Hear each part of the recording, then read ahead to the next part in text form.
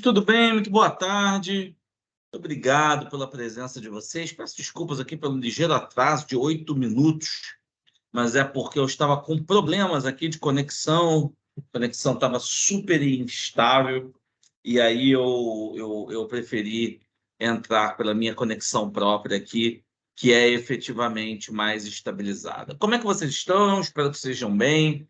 E vamos aqui falar um pouquinho de um tema que é um tema interessante, que são os chamados prazos processuais. Prazos processuais, temas da mais importância, né, da maior relevância possível, tá? Então, vamos lá ao conceito do que seriam os prazos, né? Eu trago o conceito do magnânimo professor Mauro Schiavi, diz lá, é o lapso temporal compreendido entre dois momentos processuais estabelecido por lei, judicialmente ou por convenção das partes, excepcionalmente prorrogáveis para a prática ou abstenção de ato processual pelas partes, Ministério Público e terceiros, com potencial de criar sanções processuais para as partes. Então, pessoal, o primeiro ponto da maior relevância aqui é que vocês entenderem que os prazos processuais, eles são lapsos temporais que servem efetivamente para que se criem direitos e obrigações para as partes no processo, tá? E aí é importantíssimo a gente tratar sobre um tema da maior importância que vai esmiuçar bastante este tema, que é justamente a questão da classificação. Pessoal, me dá só um minuto aqui para eu achar aqui um instrumento. Espera aí, só um minuto, por favor.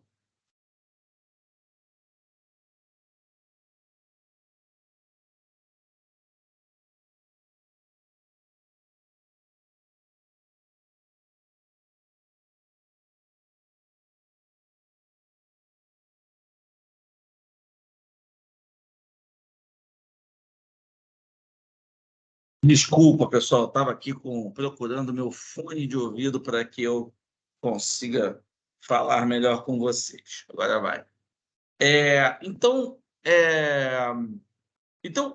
quando a gente fala sobre a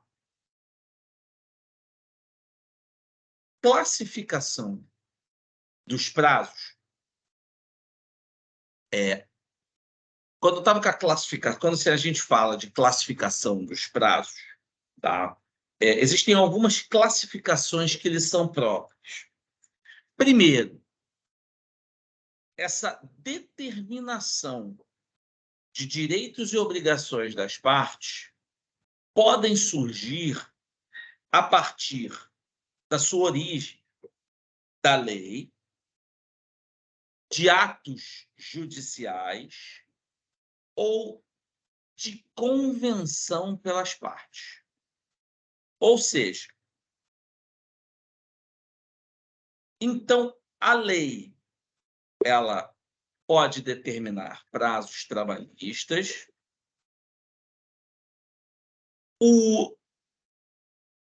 por determinação judicial, pode haver determinação de prazos trabalhistas e também pode ter convenção das partes. Isso ocorre muito nos acordos, isso ocorre muito nas conciliações. Então, muitas vezes, no meio de um acordo ele pode ser estipulado mediante o pagamento fracionado de suas obrigações. Então, vamos supor aqui que as partes tenham acordado o pagamento de uma parcela de R$ 20.000 em 4 prestações de 5.000. E as partes acordaram esse respectivo prazo, eles acordaram esse respectivo prazo e convencionaram o lapso temporal de pagamento. Então, os prazos também podem ser convencionais. Os prazos podem ser também classificados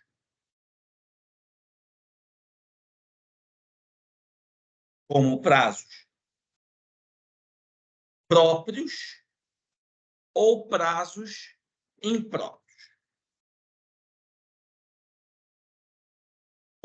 São prazos próprios.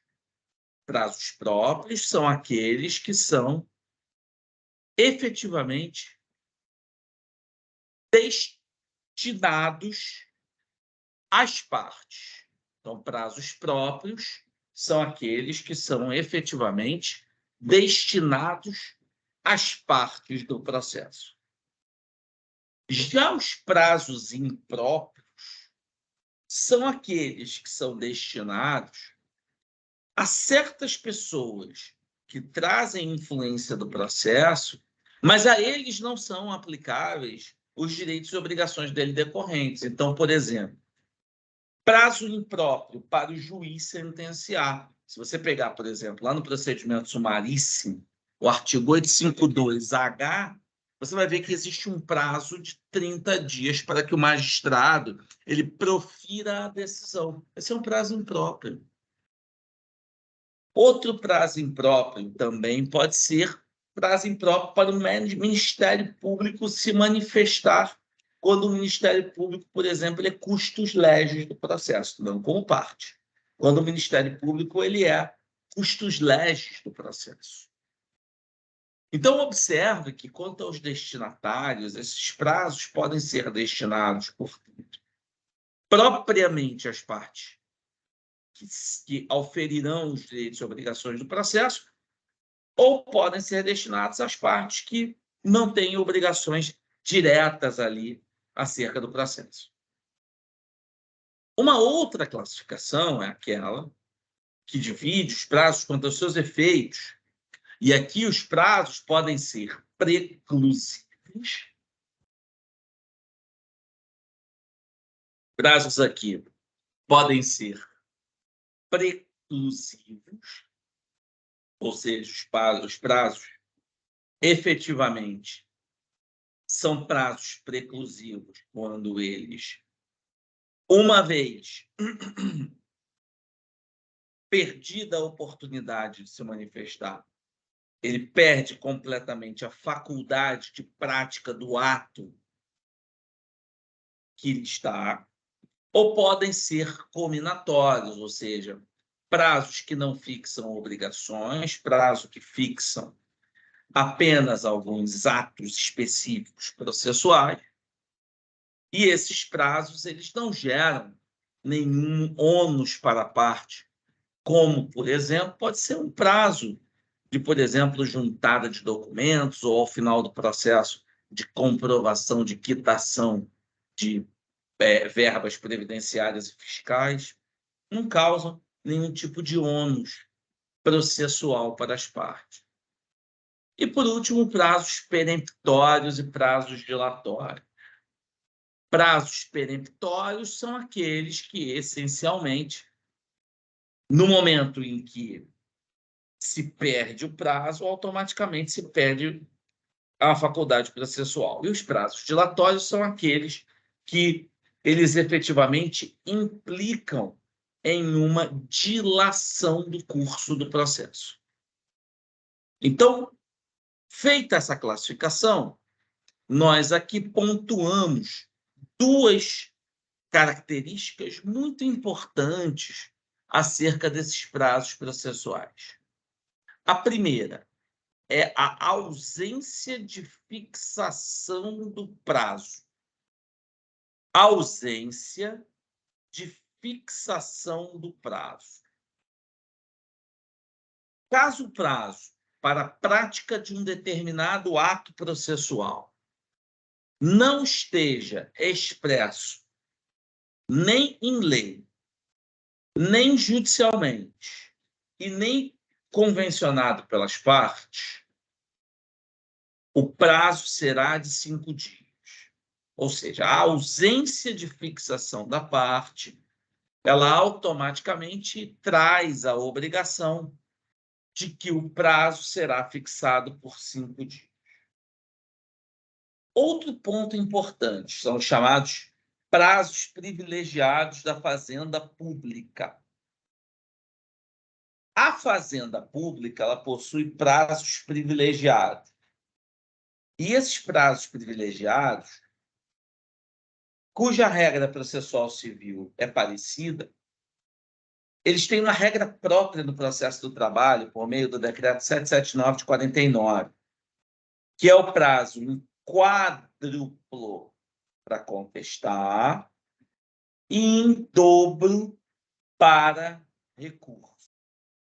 Prazo em quádruplo para contestar, em dobro para recorrer.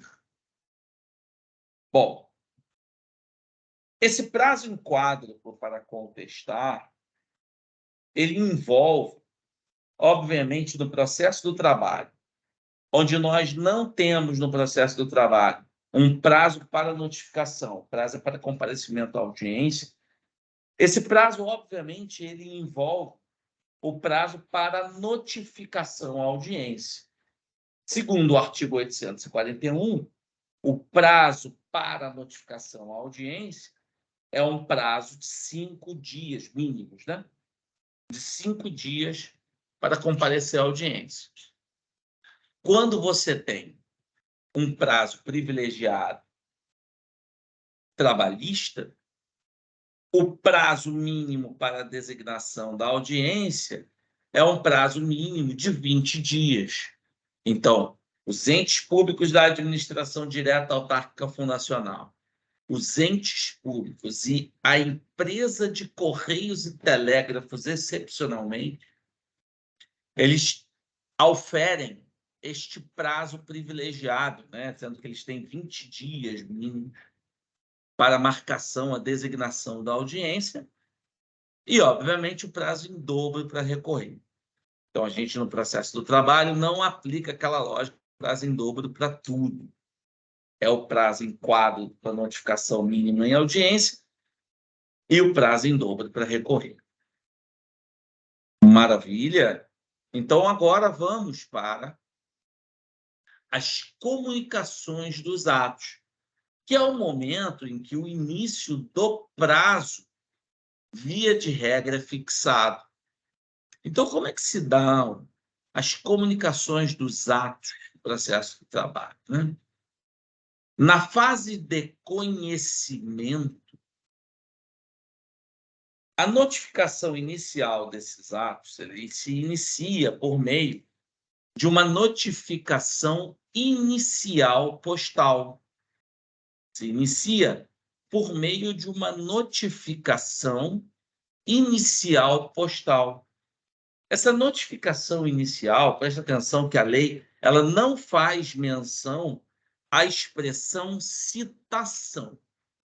Ela faz menção à expressão notificação inicial. Essa notificação inicial da parte, ela efetivamente ela tem origem no processo penal, uma vez que o processo do trabalho ele era um ramo administrativo na sua origem do poder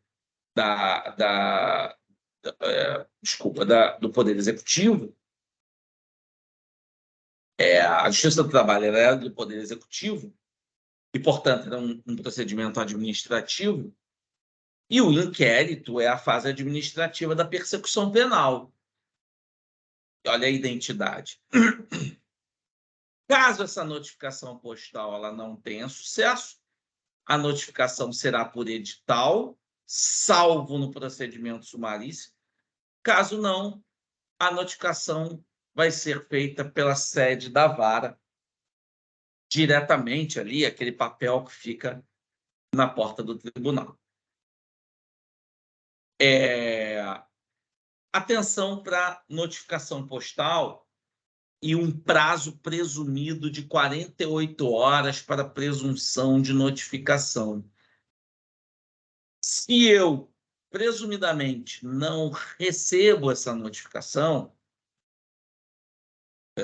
se eu presumidamente sou destinatário da notificação, a súmula 16 do TST, ela expressamente fixa um prazo presumido de 48 horas que você, em tese, recebeu essa notificação. Tá? Um prazo presumido de 48 horas que você recebeu essa notificação, cabendo, obviamente, a você, destinatário, provar no futuro que você, assim, não recebeu. E a própria Justiça do Trabalho tem meios onde você pode fazer isso. Já na fase de execução, a comunicação inicial do ato, na fase executória, ela se dá por meio de uma citação pessoal. Então, ela se dá por meio de uma citação pessoal da parte, e essa citação pessoal ela é feita por meio dos oficiais de justiça. Tá? Então, essa citação pessoal ela é feita por meio dos respectivos oficiais de justiça. Por que na citação executória, na citação executória, na fase de execução, perdão, você tem, em primeiro lugar, a citação, né? E por meio de oficiais. Por um motivo simples, a citação é um momento em que você já sabe quem é devedor. E considerando que o débito é de natureza trabalhista, a citação deve ser feita cada dia mais rápido, de forma mais acelerada. Então, além da citação pessoal, caso não seja frutífera, aí vai ser por edital, e se não for frutífera, pode ser feita e determinada direto na sede da vara. Feita essa comunicação, automaticamente se inicia a contagem de prazo. Atenção! Início do prazo é uma coisa, é o momento em que você, parte, é comunicado do ato processual. Então, início do prazo é o momento em que você, parte, é comunicado do ato processual. É o momento em que a notificação chega na sua casa. É o momento em que, efetivamente, é o momento que a comunicação chega na sua casa. É o momento em que o oficial de justiça bate na sua porta. É o momento que publica no Diário Oficial. Ali é o início do prazo. Coisa diferente é o início da contagem do prazo. Início da contagem do prazo. Esse início da contagem do prazo é diferente. A contagem do prazo, ele se dá em momento distinto ao do início do prazo e que, via de regra, ele exclui o dia do início e inclui o dia do vencimento. Em outras palavras, se publicou uma decisão no dia 1º, e o dia 1º foi o dia em que esta decisão foi publicada.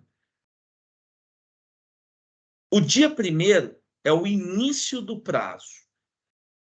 O que eu faço com o início do prazo?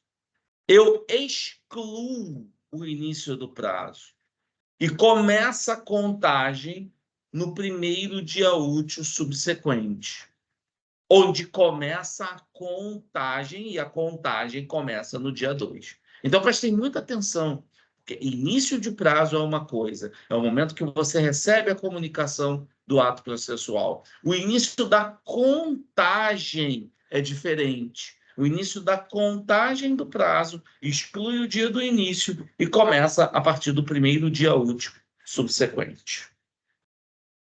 E os prazos são contados em dias úteis até o dia do seu vencimento, quando eles efetivamente são contados e incluídos. Então, presta muita atenção com relação a essa questão da inclusão do dia do início, do dia do início do prazo, que é excluído.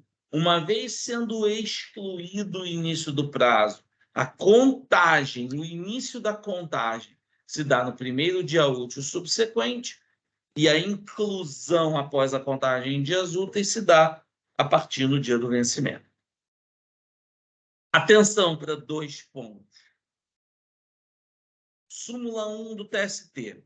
Então, você tem publicação ou intimação no dia 1º. No dia 1º, não, desculpa. Numa sexta-feira. Publicou, recebia do oficial de justiça a intimação numa sexta-feira, sábado e domingo é dia que não tem expediente forense, obviamente que o início da contagem do prazo ele se dá na segunda. O início do prazo foi na sexta, a contagem terá o seu início na segunda. Outra situação é da súmula 262, onde alguns estados promovem a publicação de atos processuais aos sábados. Então, muitas vezes, a publicação do Diário Oficial ela corre aos sábados, o oficial de justiça te alcança aos sábados. E se isso ocorre, essa publicação aos sábados, se ocorre essa publicação em Diário Oficial aos sábados, o início do prazo fica prorrogado. Você não tem acesso à decisão. Você é apenas comunicado da decisão, do ato processual.